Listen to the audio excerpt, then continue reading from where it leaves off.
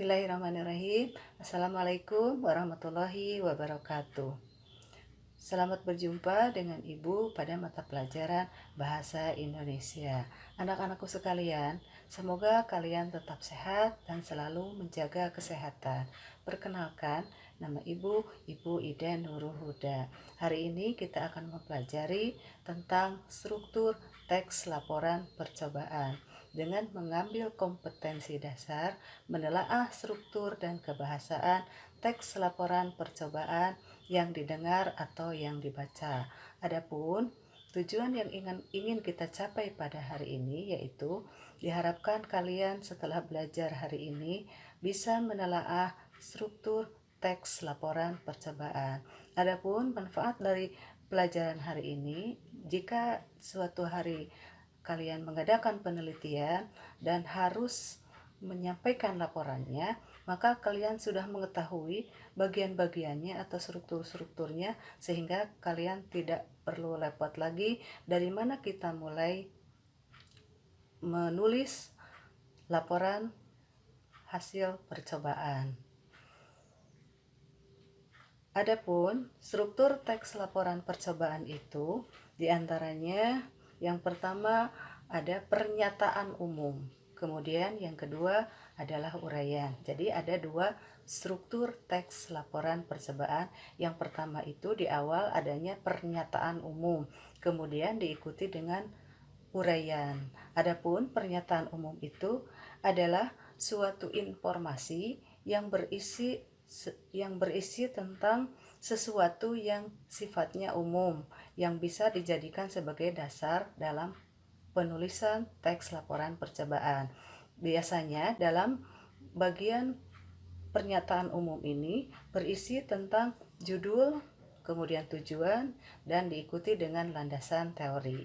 Adapun pada bagian uraian yaitu berisi tentang gambaran bahan penulisan percobaan yang disampaikan secara terperinci. Di antaranya biasanya memuat tentang alat dan bahan, kemudian prosedur atau langkah-langkahnya. Kemudian juga selalu diikutsertakan dengan hasil percobaan dan terakhir adalah simpulan. Nah, itu dua struktur teks laporan percobaan. Di antaranya sekali lagi yang pertama pernyataan umum, kemudian yang kedua diikuti dengan uraian. Nah, untuk lebih jelasnya lagi, Ibu akan memberikan contoh teks laporan percobaan. Contoh teks laporan percobaan di sini mengambil judul yaitu tentang menanam tanaman hidroponik dengan alat sederhana. Coba kalian perhatikan teks tersebut. Yang pertama dijelaskan tentang tujuannya apa, yang kedua alat dan bahannya apa, selanjutnya langkah-langkah percobaannya dengan menggunakan 2 kali percobaan. Yang pertama langkah percobaan ke-1 dan yang kedua langkah percobaan yang kedua. Terakhir, dari langkah-langkah tersebut dihasilkan 2 hasil percobaan yang ke-1 dan hasil percobaan yang kedua. Kemudian setelah hasil percobaan itu disampaikan, akhirnya laporan teks percobaan ini disimpulkan. Nah, sekarang kita teliti manakah yang termasuk pada bagian struktur teks laporan percobaan ini, mana bagian yang pernyataan yang umum dan mana bagian pernyataan yang berbentuk uraian. Coba kita ulang kembali lagi kepada teks yang pertama, teks yang awal yaitu tentang adanya judul. Yang pertama judul, kemudian diikuti oleh tujuan sampai terakhir kepada bagian kesimpulan. Nah, kalau kita teliti, kalau kita telaah, manakah yang termasuk bagian pernyataan umum? Nah, kalau kita lihat ternyata bagian pernyataan umumnya ada pada bagian judul. Itu dijelaskan dulu secara umum, diikuti oleh tujuan yang ingin diperoleh pada penulisan laporan percobaan. Nah, itu bagian pernyataan umumnya. Sedangkan yang lainnya yaitu bagian alat dan bahan, prosedur atau langkah-langkah, hasil percobaan, dan kesimpulan itu termasuk ke dalam bagian uraian karena diuraikan secara terperinci apa yang digunakan di dalam hasil laporan percobaan tersebut, juga alat dan bahannya dengan jelas dijelaskan, kemudian juga hasil percobaannya, baik hasil percobaan yang pertama maupun hasil percobaan yang kedua, dan pada akhirnya dari hasil penelitian ini disimpulkan.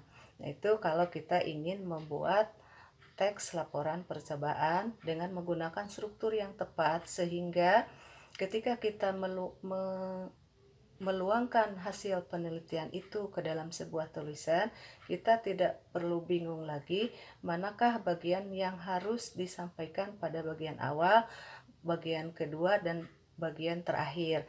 Dengan adanya struktur teks laporan percobaan ini, kita bisa lebih dapat menyusun sebuah tulisan secara tersusun, secara rapi, sehingga hasilnya pun menjadikan hasil yang lebih baik. Nah, sekali lagi anak-anakku sekalian, hari ini kita telah mempelajari struktur teks laporan percobaan.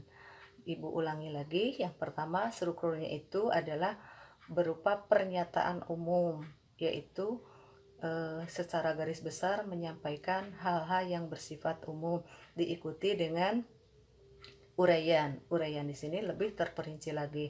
Jadi jika nanti kalian membuat sebuah penelitian, kemudian hasil penelitian itu ingin dilaporkan ke dalam sebuah tulisan, maka langkah-langkahnya sudah kamu ketahui, dilihat dari struktur teks laporan percobaan. Jadi dengan adanya struktur teks laporan percobaan ini lebih mempermudah kalian ketika kalian selesai membuat penelitian dan ingin menuangkan hasil penelitian itu ke dalam bentuk tulisan, karena sudah ada pedomannya, yaitu yang berupa struktur teks, ya.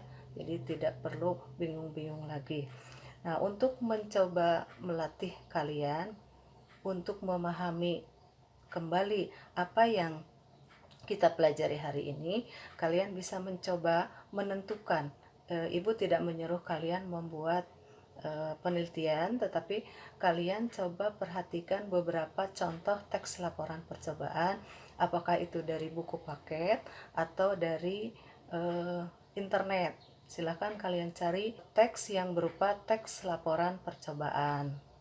Kemudian kalian coba teliti bagian strukturnya, apakah sesuai dengan struktur yang kita pelajari atau tidak. Kemudian kalian tentukan manakah yang bagian pernyataan umum dan manakah bagian uraiannya.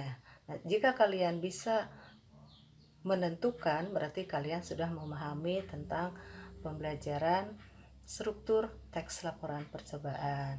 Nah, untuk hari ini pelajaran Ibu cukupkan sampai di sini. Kita berjumpa lagi pada pelajaran yang berikutnya. Semoga pelajaran hari ini bisa menambah pengetahuan untuk kalian. Jika kalian nanti membuat sebuah penelitian, kalian bisa menuangkan bentuk penelitian itu ke dalam tulisan yang sesuai dengan strukturnya atau bagian-bagiannya. Demikian pelajaran hari ini. Wassalamualaikum warahmatullahi wabarakatuh.